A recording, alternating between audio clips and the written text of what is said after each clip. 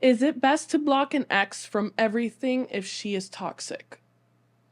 Well, if she's toxic and you want nothing to do with her, then and she won't leave you alone, that's probably a good idea. But I've got friends and I've had many clients over the years that they like the crazy. I think I told this story many times over the years. I had a guy I used to work with that he was dating this little 105-pound cute girl, and I remember him sleeping in his bed when he was passed out. They had an argument, and she threw a beer bottle, it was like full of beer, at his head, missed his head. It exploded on the wall behind him, and glass went everywhere. And he kicked her out, said, "Leave, that's it, we're done." And I don't know, like a week later, she came over like 11 o'clock at night, and he wouldn't answer the door. And he had a solid core door, and it was glued together, and like a process. It was the kind of doors you buy at Lowe's or whatever, had a little window in the top.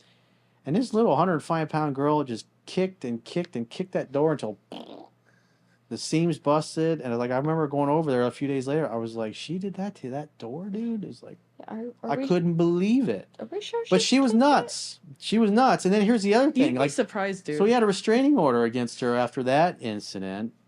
And then what does he do? He lets it expire. And as soon as it expired, he's back in. Oh, shit. He's like, I just like the crazy, correct, but I like the crazy. Oh my god.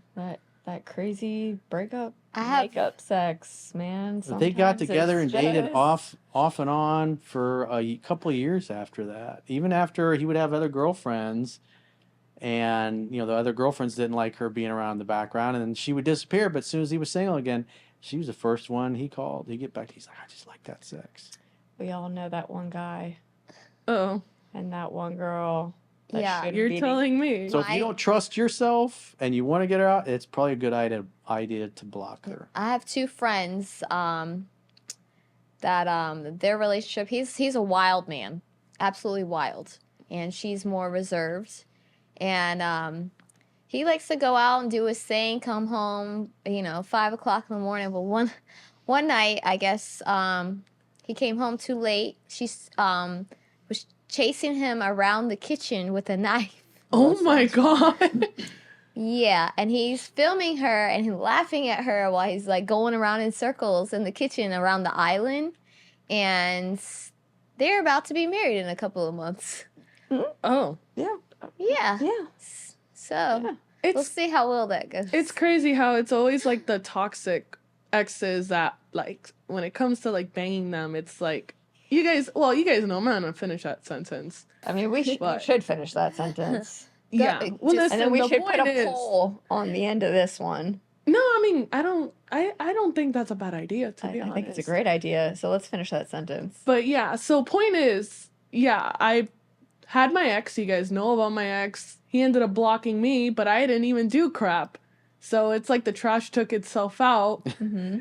So whatever, I'm good now. And it's so crazy how, like, when we were together, he kind of like was like jokingly saying that we were like a toxic couple, and it's like, he has his Was this the last boyfriend or the boyfriend before? The last one. Everyone's favorite, as I say sarcastically. Yeah, in that case, if it didn't work the first time, it wouldn't work the second time, and it didn't work either time. Yeah, so I mean, he thinks I'm toxic, but I also think he's toxic. He has his side of the story, I have mine. But knowing how he is, he thinks he's always on the right. But that aside, I mean, when it comes to toxic people, sometimes you have to be careful, because they, like, the extremely toxic ones, you don't know what they're capable. You don't know what they're capable of. And like, I actually have a friend of mine. I had to block his toxic ex because that girl, some reason she's jealous of me, and she's been stalking my page. I had to block her. It's just, you don't know what they're capable of, and it's like they just show up out of nowhere, and they're just like hidden in plain sight kind of thing. Mm-hmm. Yeah, I mean, I definitely agree with you on that whole toxic breakup, makeup, shenanigans. But it's not good for your mental health. It's not good at all. Few that you had to block? Yes. I've only blocked 2 exes. Only 2. 2 exes, not orbiters. But they, for some reason, they just can't get enough, even though they know it's. And they just come back. They come back because they're like, The turd that won't flush. puppy dog. And I'm just like, yeah. Thirsting after Erica. It's good. I mean, I got a couple minutes, but It's then bad I'm for. out. It's just they're bad for your mental health. Period. Of course. And then they think that you're the problem. What you observe, you participate in. So if somebody's toxic and you continue to observe them in your life and allow them in your life, you're inviting more of it. Plus, you're inviting other toxic people in your life. You're sending the signal to the universe that I'm okay with this. Send me some more. That is, unless you end up telling them to leave you alone, which I did, thankfully. Yeah, you should always stand up for yourself.